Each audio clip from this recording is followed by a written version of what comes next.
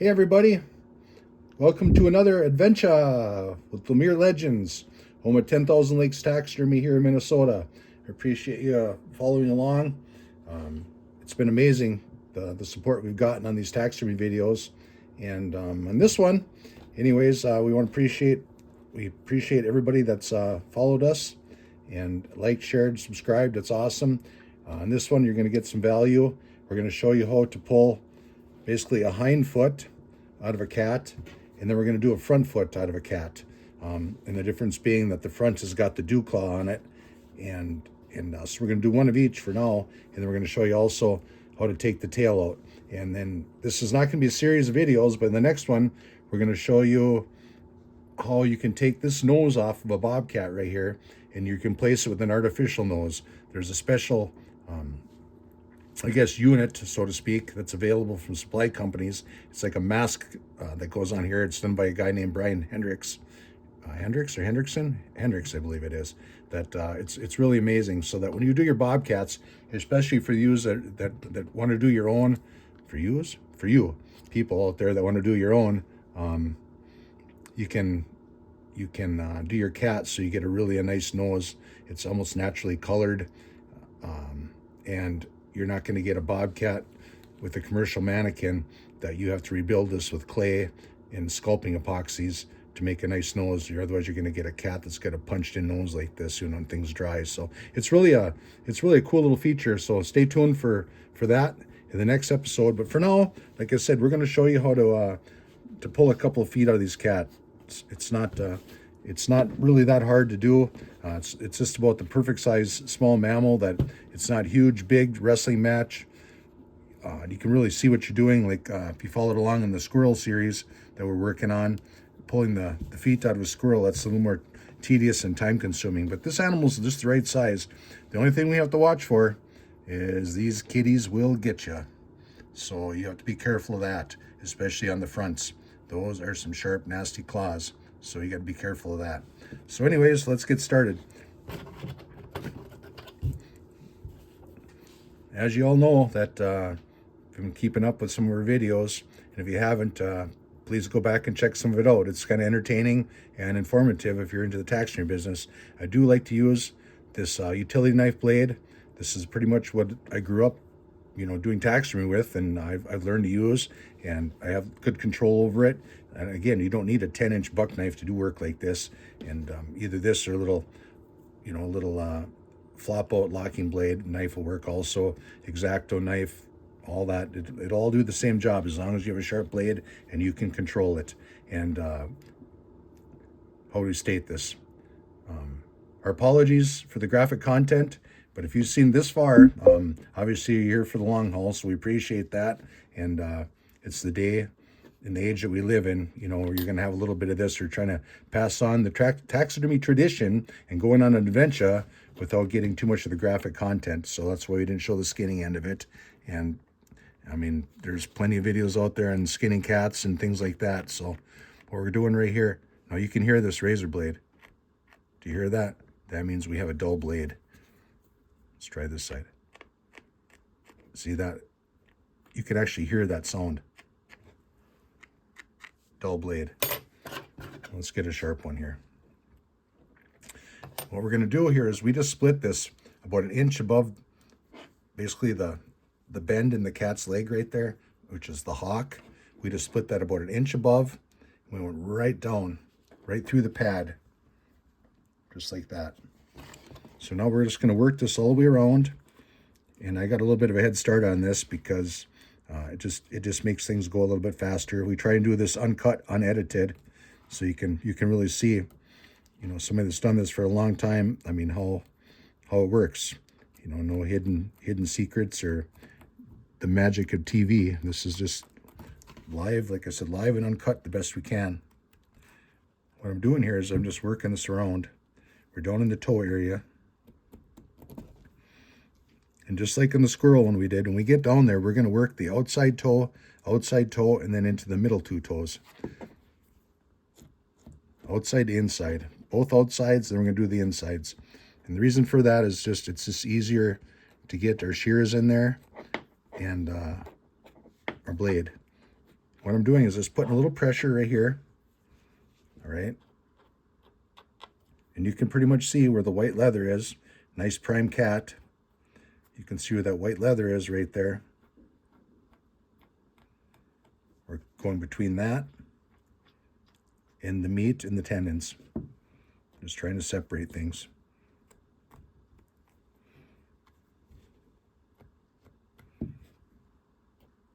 You want to be careful when you're doing your swipes here that, you know, as you go, you're not rolling this fur down and you're making a big whack right here into your fur, because if you do, that's extra stitching, and it's not the end of the world, but it's, you know, you're trying to save time and an extra step to get to the completed product that you shouldn't have to do. But if you do it, you're a beginner, that is repairable.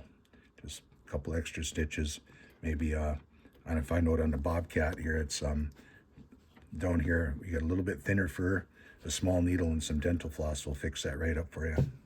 That's all you really need for your thread is dental floss. It'll, especially the wax stuff, it slides right through there for you really nice, and it works. So you don't have to buy a 5,000 foot roll from the supply company. You can use dental floss if you like to do a lot of this stuff in the taxidermy business. So there's a little tip for you. Dental floss does work. I have found out that as long as you neutralize your animals properly in the tanning process, so you keep your pH, which is your acid level, down, so it will not eat that dental floss. And like I said, I've been at this licensed taxidermist since 1990 in the state of Minnesota.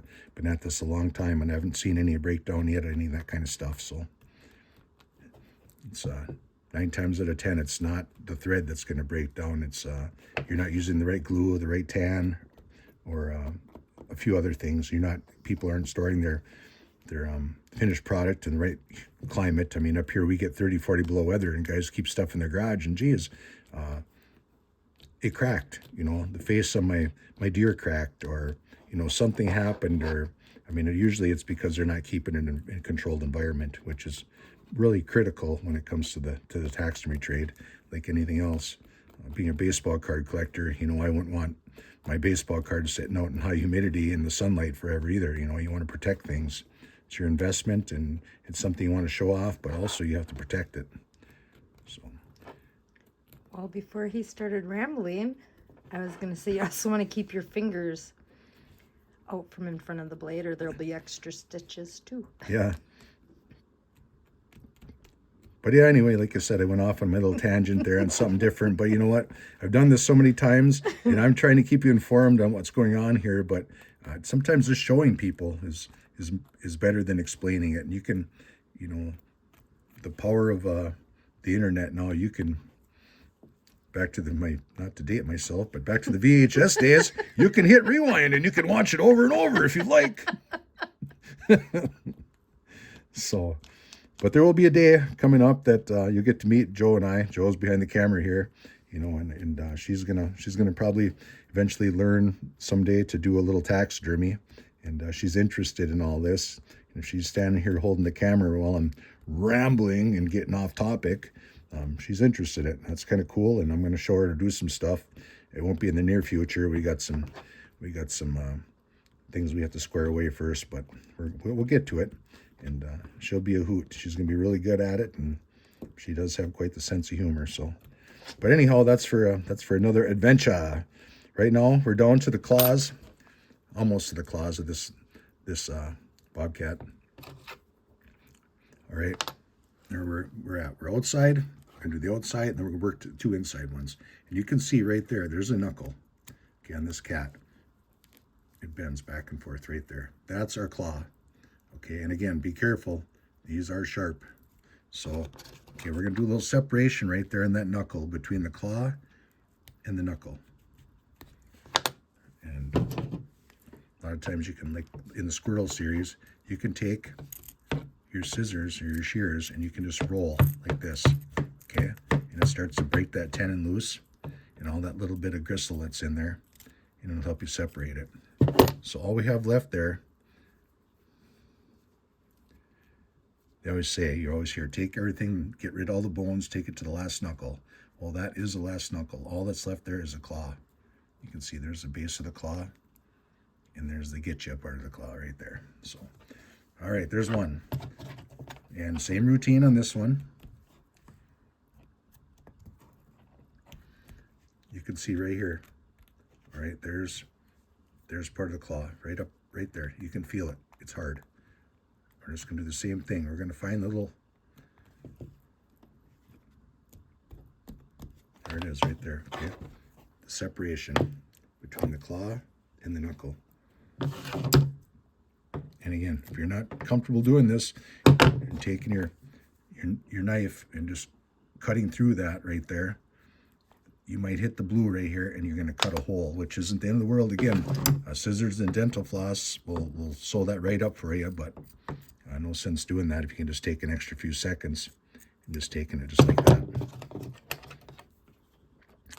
And then right to the middle. We're going to do the same thing on these two. I'm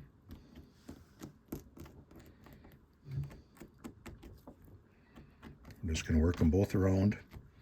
Just keeping a little bit of tension here so you can see where you're at. Okay, grab a hold of that skin. Give it a little pull away from the bones, and you'll see where you're at.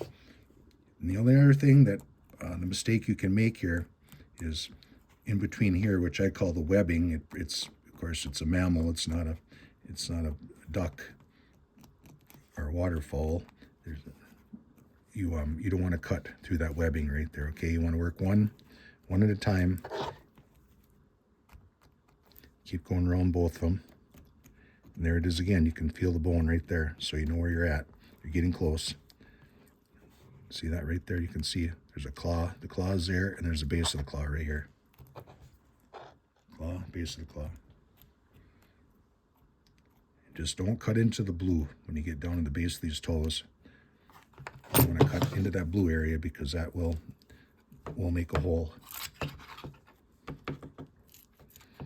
All right, I'm going to do a little nibbling. You can see there's a knuckle pop too right there. Same thing. Okay, I'm just going to do this last one real quick. Like I said, it's an adventure, and you can hit the rewind if you want to catch it closer, but I don't want to bore you with this. So there we are. There's one right there. And all we're going to do is we're just going to take a sharp scissors, and we're going to take all this meat right here off these pads, the pads of the cat. And we'll clean this up a little bit with my scissors, and this will be ready for the salt pile and the tanning. But that's not what this episode's about. So, all right, there's the other hind. See, we did the same thing.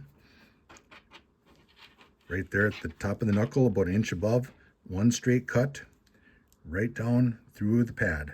And stop when you get to the end of the pad right there. That's where you want to stop. You want to bring it so far that you split in between these toes. It's not necessary to go that far, as you can see with the other foot. So as long as the tail's right here, I'll show you how to do a tail real easy. This trick really is the cat's ass. Oh, sorry about that, freaking lame humor. But so here we are. We're just going to cut right here. And again, I picked up that dull utility knife blade, so grab a sharp one. We're on the underside of the cat. Just going to put a little tension back and forth right by the cat's anus. Okay, and you feel that bone right there, all right? There's several ways you can do this. Instead of cutting this open, if you want to go back and check out the squirrel video on how to split a tail on a squirrel or pull a tail, you can go back and see that. You can do that in this cat too. But I always like to split this tail open because you do get a little bit of fat in here and gristle and some stuff I like to clean up, and then it'll tan better, and we don't have to worry about any slipped hair in our cat. What I'm doing right here is I'm just working from there down to here. Okay, I'm separating the hair as I go. These cats, I like to give them a good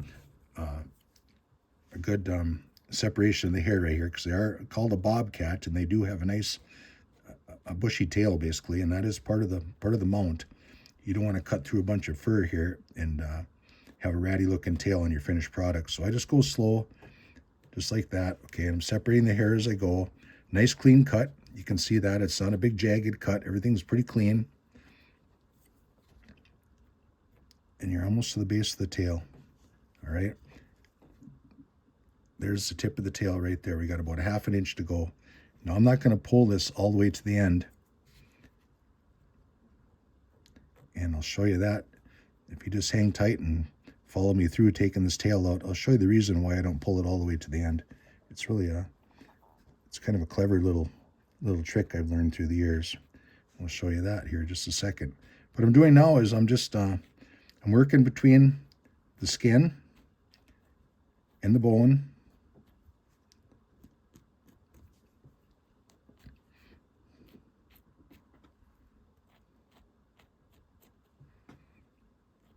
And always going with the flow of the fur. I don't want to go up against it. And of course, that way you're going towards your wrist too. You don't need to be doing that. So.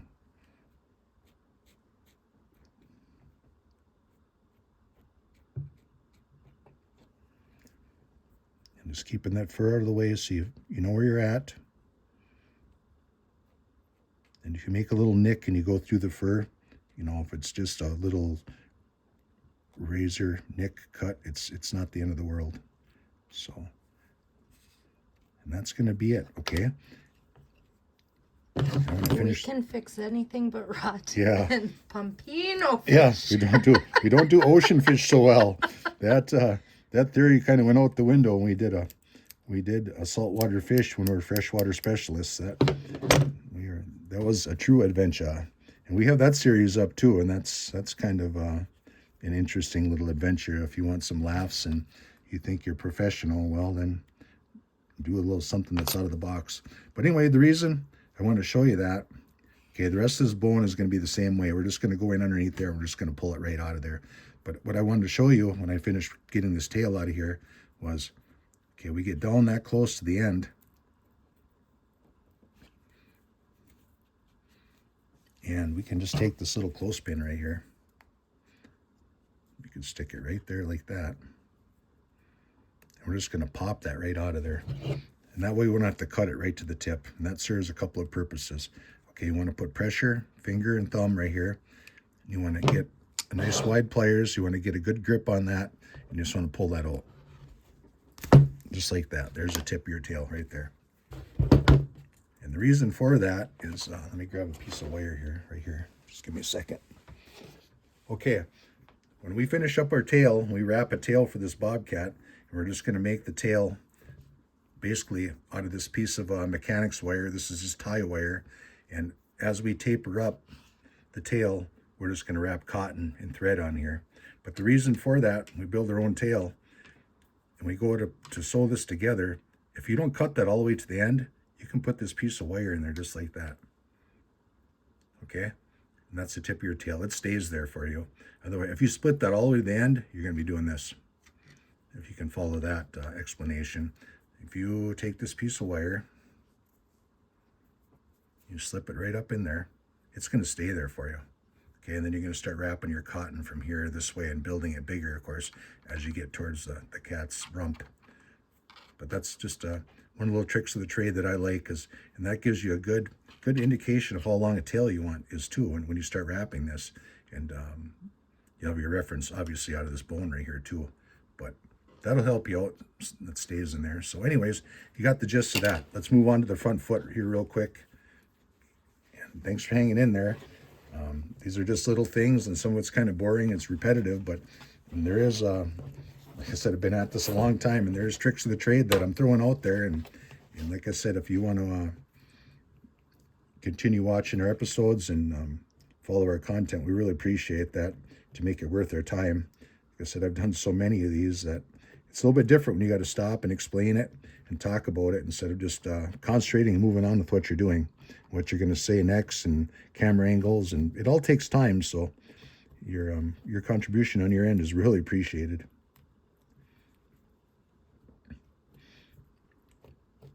We're doing the same thing here, just the front foot.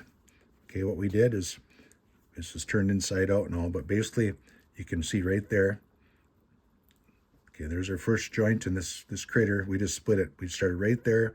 We just made one clean cut right down. We're doing the same thing. And the only difference that we wanted to show you on this is these front feet have these dew claws. And I'll show you what a dew claw is on a feline here in just a second. Okay, we're just going to kind of work this around. And again, we're going to go outside to inside as we remove bones. You can see we get right in here.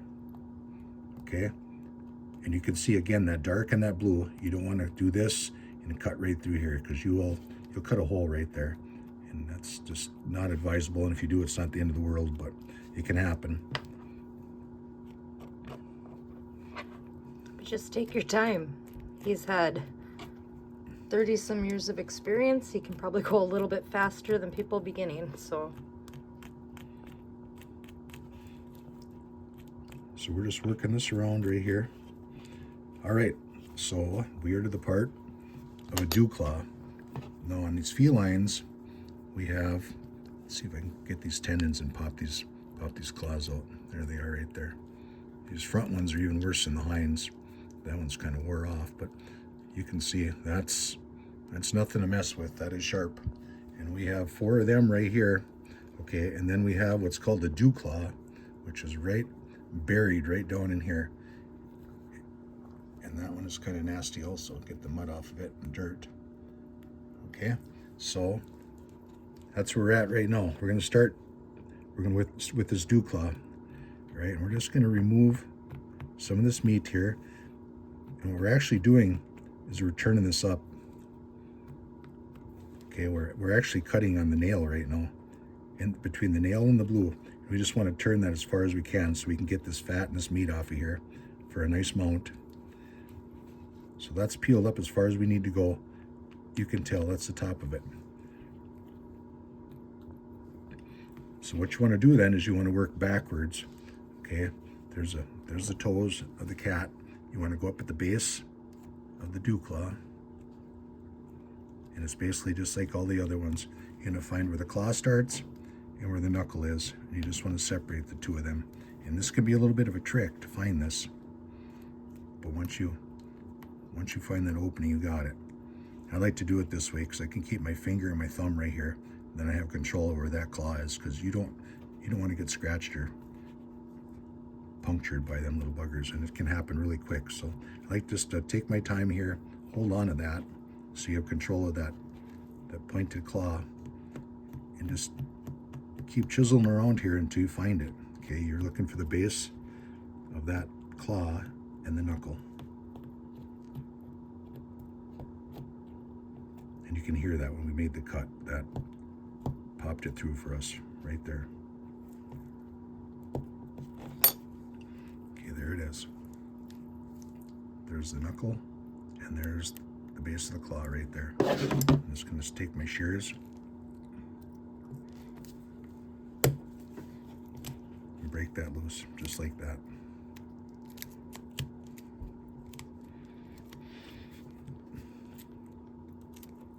And again, I'm holding on to down here so I don't get jabbed.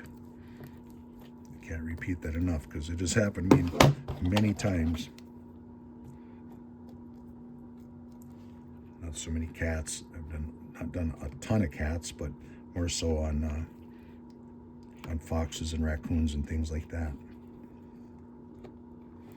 But after it happens, then you know better, right? So anyway, we separated that loose, just like that. That broke that loose, and there's a little bit of cartilage on there we can take off, and we can carry on. And basically this is just going to be repetitive of the hind foot now. There isn't much difference. You know, we're just going to work from the dew claw. We're going to work this bone right here on this one. Okay, we're going to take that one out. Then we're going to go to this side, take that one out. Then we're going to do the 2 middle ones. Basically a repeat process of the hind foot. So thanks for watching, and hang tight. We're going to come up with another one here shortly on, like I said, Brian Hendrick's way of, he's got a really unique cast system for doing a head on a cat that is really, it's really impressive. It's a good way to do things. It's well worth the money, and we're going to show you how to remove this nose. We're going to slide this right over that form with the artificial nose that's already on the mannequin. It's called a mask system, and it's really really slick. I'm not affiliated with it, or you know, I'm not promoting it, but I'm just telling you what I know and what I like and what I found out that really works. So we'll catch you on the next one. Thanks for watching.